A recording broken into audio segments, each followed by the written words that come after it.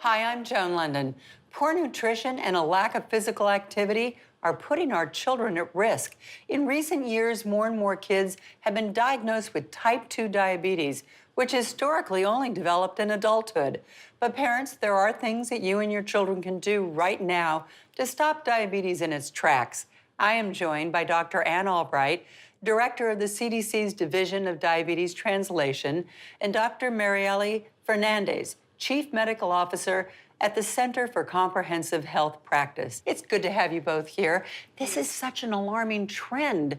Yeah, absolutely. And in fact, type 1 diabetes used to be the most common form of diabetes in youth. And now we are seeing much more type 2 diabetes in our youth. In fact, it's overtaking type 1 in some of the populations in children. A third of the children in this country are overweight or obese, and that is a big contributor to type 2 diabetes, certainly. And doctor, it also runs in families. That's a contributor? Yes, type 2 diabetes does run in families, but so do healthy eating habits.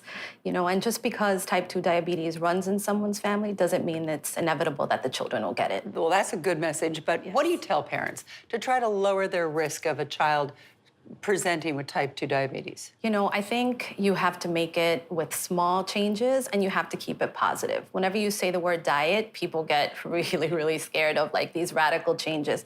But start small. One of the things that you could do is get active, get out there, limit the screen time. And I think the other really important thing is to get kids involved. Take them to the grocery store with you. Have them pick out their fruits and vegetables. And this is important because if you get diabetes at a very young age, then you're more likely to have serious complications later. Well, in fact, our data at CDC is showing that children are getting these complications earlier, and that certainly more children are getting complications because they are getting diabetes at these young ages. All right, important message for parents out there. To learn more about preventing type 2 diabetes, visit cdc.gov/diabetestv.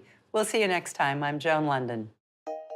Sponsored by NACDD with support from the Centers for Disease Control and Prevention. Visit cdc.gov/diabetestv.